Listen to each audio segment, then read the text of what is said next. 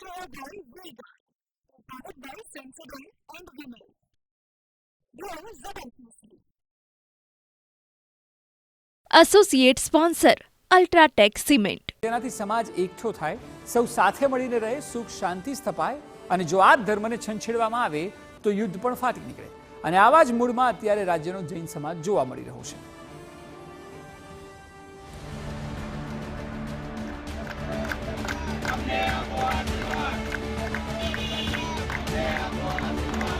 આઘાત સમસ્ત જૈન સમાજના અંતરની અંદર અત્યારે રોષ છે, આક્રોશ છે, આઘાત છે, આગ છે. અને જો આમાં કંઈ જ પગલાં નથી લેવાતા તો એ જૈનો માત્રનું અપમાન નથી, એ તીર્થંકરો માત્રનું અપમાન નથી, એ ભારતના ન્યાય તંત્રનું પણ અપમાન છે અને ભારતીય સંસ્કૃતિનું પણ અપમાન છે. ભગવાન માત્ર જૈનોના નથી, ભગવાન સમસ્ત આર્ય ધર્મોના છે. આજે પણ વેદોની અંદર, પુરાણોની અંદર જૈન તીર્થંકરોની સ્તુતિ પ્રાપ્ત થાય છે. આક્રોશ એ જ સરકાર હતી અને આજે પણ એ જ સંસ્કાર છે. એ જ ગૃહમંત્રી હતા અને આજે પણ એ જ ગૃહમંત્રી છે. આશ્વાસનનું પરિણામ આજ સુધી આપણને કેમ નથી મળ્યું? કારણ આપણે ઉભા થઈને ચાલવા લાગ્યા છીએ. અને આગ આજે બાકી બધાને થાબડ થીબડ થતા હોય, બાકી બધાને સાચવવામાં આવતા હોય, બાકી બધાને રોજબરોજ સામેથી ભેટ મળતી હોય, એનું કારણ એક જ છે, એ લોકો નોટ બેંક નથી, એ લોકો શું છે? Vote bank. અને આપણે જૈનોને દર વખતે તરસવાનું, દર વખતે માગવાનું, દર વખતે વિનંતીઓ કરવાની, દર વખતે આજીજીઓ કરવાની, દર વખતે પાલો ભાથરવાના. શેના માટે? આપણે માત્ર નોટ બેંક બન્યા. હવે આંદોલન મને તમને શીખવાડે છે, આવતીકાલે કોઈ આપણને હાથ ન લગાડે એવી બહાદુર પ્રજા બનવું હોય તો હવે નોટની સાથે હવે વોટ બેંક પ્રજા ઊભી કરવી પડશે.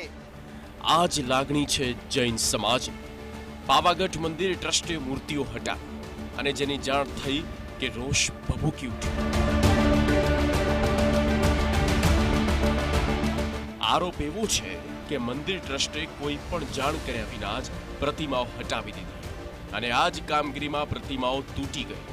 ખંડિત પ્રતિમાઓના દ્રશ્ય જોયા બાદ તો જૈન સમાજની લાગણી વધુ દુભાઈ અને પછી સમાજના અગ્રણીઓ સાધુઓ સાથે શરૂ થઈ ઝુંબેશ. અનેક વાર અમને થયેલા અનુભવો એમની વાત નથી, અલગ અલગ રીતે એવા અનુભવો થયા છે કે પછી અમે ક્યાં ન્યાય માંગવા જઈએ પ્રશ્ન રહે છે. એટલા માટે અમે પ્રતીક્ષામાં બેઠા છીએ. શાંતિપૂર્ણ અહિંસક અમારું આંદોલન છે. કોઈને પણ તકલીફ પહોંચાડવી નથી. જેઓ પણ કાર્ય કરે છે એમના માટે પણ સદભાવના છે, જેઓ ગુનેગાર છે એમના માટે પણ સદભાવના છે. બધાનું ભલું થાય અમે ઈચ્છીએ છીએ, પણ પરમાત્મા સાથે થયેલા અપમાન એ સહન કરવાના નથી હોતા, એ દાખલા બેસાડવાના હોય છે. બીજી વાર કોઈ અપમાન ન કરે એના માટે અમારી આ ભાવના છે. મોડી રાતથી આંદોલન બાદ સવારે જ બેઠક થઈ, જેમાં ઇન્ચાર્જ કલેક્ટર, જિલ્લા પોલીસ વડા, ટ્રસ્ટી મંડળ અને જૈન સમાજના આગેવાનો ભેગા થયા. ઇન્ચાર્જ કલેક્ટરે દાવો કર્યો કે મુદ્દાનું સકારાત્મક સમાધાન આવી ગયું છે.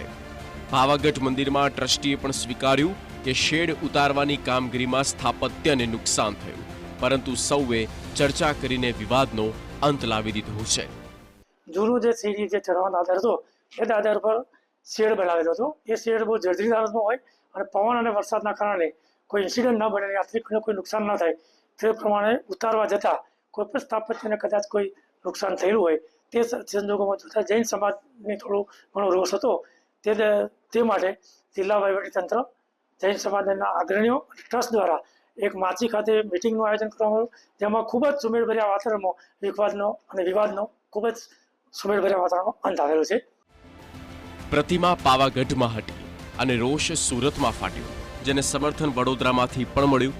રાજ્યભરના જૈન સમાજ જૈન મુનિઓની આગેવાનીમાં આ ઘટનાની ટીકા કરી રહ્યા છે. વડોદરામાં કલેક્ટરને આવેદનપત્ર આપીને સૂત્રોચ્ચાર કરવામાં આવ્યા. જાહેર રજા હોવા છતાં કલેક્ટરને ઘરે જઈને રોષ પ્રગટ કરાયો અને એટલે સુધી માંગ કરાઈ કે તાત્કાલિક કાયદાકીય પગલાં નહીં ભરાય તો થશે આંદોલન. નહીં માત્ર પ્રતિમાઓ નહીં, પણ હવે આખા પાવાગઢનો ઇતિહાસ ત્યાં યથાયોગ્ય સ્થાને જૈન સંઘ અને ઇતિહાસવિદો જે ભેગા થઈને જે ઇતિહાસ આપે એ ઇતિહાસ પાવાગઢ ઉપર મૂકવો જ જોઈએ ને. આવતીકાલે બીજી કોઈ પણ સત્તા અથવા બીજા કોઈ પણ અધિકાર માત્ર પ્રતિમાને નહીં અડે, ઇતિહાસ, કારણ કે ઇતિહાસ નથી. એમને એમ લાગે છે કે આ પ્રતિમાઓની કિંમત નથી કારણ કે ત્યાં કોઈ ઇતિહાસ નથી. આપણો ઇતિહાસ પ્રતિમાઓના આધારે છે અને પ્રતિમાઓના આધારે જીન શાસનની જીવંતતા છે.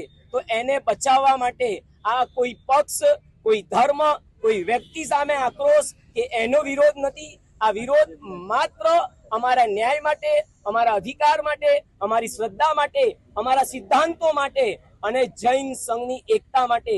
જો આ નહીં કરવામાં આવે તો સરકાર કે પ્રજા પોતાના પગ ઉપર જ કુહાડો મારી રહી છે. આ વિવાદમાં રાજ્યના ગૃહપ્રધાન હર્ષ સંઘવીએ પણ ઝંપલાવ્યું. તેમણે સ્પષ્ટ શબ્દોમાં કહ્યું કે કોઈ પણ ટ્રસ્ટને મૂર્તિઓ તોડવાની પરવાનગી ન જ હોય. મૂર્તિઓ જે જગ્યા પર હતી તે જ જગ્યાએ સ્થાપિત કરવાના આદેશ આપી દેવાયા છે.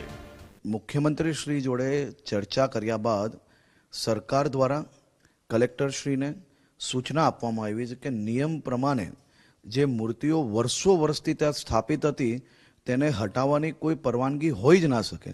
એ મૂર્તિઓ જ્યાં હતી, જે દાદરો પાસે હતી, તે જ જગ્યાઓ પર ફરીથી એને સ્થાપિત કરવામાં આવે. આદેશ બાદ તમામ મૂર્તિઓનું પુનઃસ્થાપન કરવાની કામગીરી શરૂ કરી દેવાઈ. જૈન અગ્રણીઓની હાજરીમાં મૂર્તિઓને પુનઃસ્થાપિત કરવાની કામગીરી શરૂ થઈ. જોકે પુનઃસ્થાપનાની સંપૂર્ણ કાર્યવાહીની ફોટોગ્રાફી અને વિડીયોગ્રાફી પણ પ્રતિબંધ મૂકી દેવાયો. પરંતુ વિરોધ હજુ યથાવત છે. માત્ર મૂર્તિઓની પુનઃસ્થાપનાથી જૈન સમાજ હવે માની જાય તેવા મૂડમાં નથી. તેમની માંગ ગુનેગારોના કડક સજા કરવાની છે. તેમની માંગ જગ્યાનો જીર્ણોદ્ધાર કરવાની છે. તેમની માંગ ફરી આવું સાહસ કોઈ ન કરે તેવો દાખલો બેસાડવાની છે.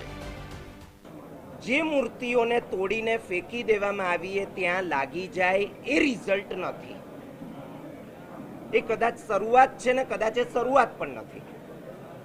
એ જગ્યા જૈન સંઘને સુપ્રત કરવામાં આવે, ત્યાં પૂજા અર્ચનાની સુવિધા, એની વ્યવસ્થા, એનો અધિકાર એ જૈન સંઘને આપવામાં આવે, ગુનેગારોને સજા કરવામાં આવે. રાજ્ય સરકારના પ્રવક્તા ઋષિકેશ પટેલે આ મામલે કહ્યું છે કે પોલીસ ફરિયાદ નોંધાઈ છે અને તપાસના આદેશો આપી દેવાયા છે. જોકે જે પ્રકારે જૈન મુનિઓમાં આક્રોશ જોવા મળી રહ્યો છે તે જોતા માત્ર મૂર્તિ પુનઃસ્થાપનાથી મામલો શાંત થઈ જશે તેવા કોઈ એંધાણ દેખાતા નથી. Bureau report, TV9.